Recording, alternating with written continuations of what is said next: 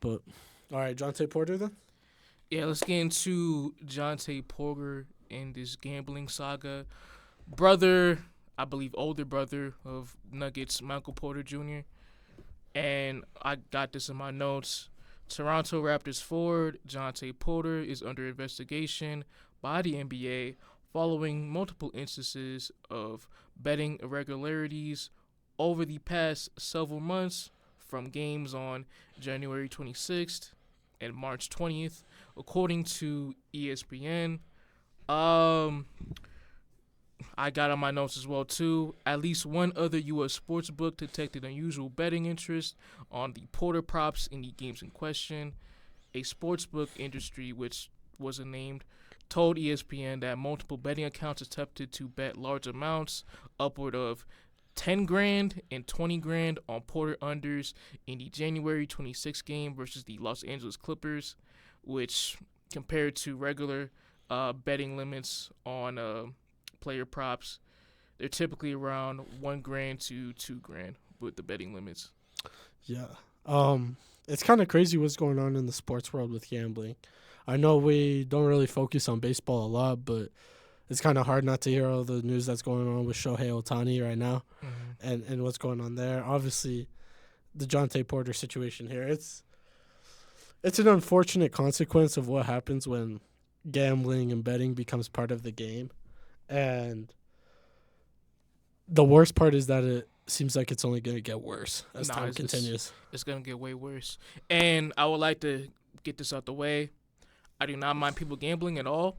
It's not my money. It is your money. But at the same time, with these professional sports leagues like the MLB, NBA, and NFL getting more and more involved with prop bets and promoting gambling to their consumers, along with major sports industry publications like an ESPN and Bleacher Report getting into this as well. It's just very bad, and I think it's borderline predatory, especially for the younger demographics.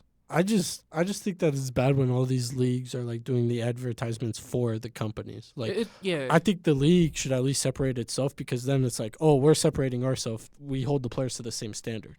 Yeah, and with some of these broadcasted games, you can't avoid it at all. Yeah. Like with these talk shows, NBA Countdown, inside the TNT. Yeah, inside the NBA, they have their main guys like showing the audience all these prop bets and giving their predictions on who's gonna hit it or not. And I'll just say this: I love Charles Barkley, but what the fuck does he know about gambling? Nah, never take a Charles Barkley pick. That's losing your money right there. You don't guarantee it. How often does a Charles guarantee actually hit? Not at all. Not at all. Not at all. But I think what's worse than, like, because inside the crew, sure, that's one thing. But, like, when you're literally watching a game, there will be, like, the little FanDuel pop-up, and it's like, the over-under at the beginning of the game was this, but now it's this. Do you think it'll be over or under? Or it's like, LeBron's points started at 27.5, but they've gone down to 24.5. Do you think he'll hit the over-under? Yeah. And they're doing that mid-game. And that's kind of where, like, I just think it's a little too much.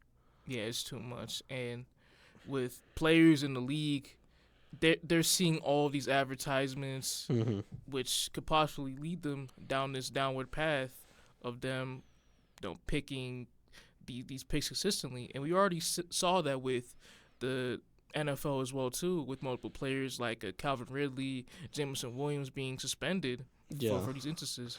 The interesting thing, though, is that the NBA, if you're found guilty of sports betting, I mean, it might be a case-by-case situation, but it's like a lifetime ban from the league in the NBA, whereas the NFL is like a 1 to 2 year ban. I don't know why they would have different punishments. Nah, they're gonna throw the fucking book at Porter. Like he's not gonna play another minute in the NBA again. I mean, yeah. I mean, when you're like already like he is, you're not high in the pecking order on a depth chart. You're already like only getting minutes because Jakob Poeltl is out for an extended period of time. Scotty Barnes fucked up his like game. when you're already like a bench warmer, you can't be doing stuff like this and expecting to stay employed. No, like he's screwed. Yeah, he's really screwed when it comes to playing the NBA again. But I don't know. I think that there's a lot more going on that we don't know about. What do you mean? Like, I think there's way more players gambling. Oh yeah, absolutely, Yeah, absolutely.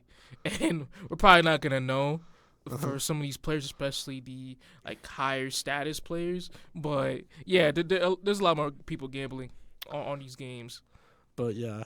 But I mean, if you're investing in DraftKings or FanDuel, I mean, your money's getting, you're getting your returns on your money. Oh no, it's going stupid for sure. But yeah, For sure. and that's the thing is like the only thing that's really gonna put a blanket on DraftKings and FanDuel and like sports betting just as a general market is government regulation. It's not gonna be like people aren't gonna lose interest in sports. As you know, like gambling's a very addictive thing. One win, one hot streak, and you're set like for your life. Oh, and people realize that, and so that they want to have fun. They want to let loose when they're outside of work, which is understandable. But it's just It's a dangerous game. It's a Very dangerous dangerous. game. Very very dangerous. But yeah, you got any other comments on Jontay Porter? But you see that one clip of like him shooting the three and making it accidentally. That was also the game where he was betting on his unders too as well. Damn. Yeah. Hitting a three when you never take them while betting your under, that's painful. Yeah, he banked the shit in. And no, man, I also got one more thing. As a professional athlete, why the fuck you bet on your unders to begin with? Yeah, for real. Like Kayshawn Boot, I believe he bet on his overs too as well. Like you don't have like any confidence in yourself to hit on those numbers. No. Damn. No. I mean, that's tough. I mean that's called playing it safe though.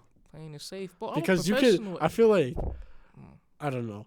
Like as a player, yeah, I feel like betting your over almost incentivizes you to go out there and play better. Yeah. Like if you're betting your under, he's putting like big money, like you said, 10,000 on his under. Let's say his over is 5.5 and he's at 4 points. What the fuck is he supposed to do when he gets like a rim running layup? Like fumble ball. Like Yeah. it's gonna be hard to make it, or it's gonna be hard to make it look accidental.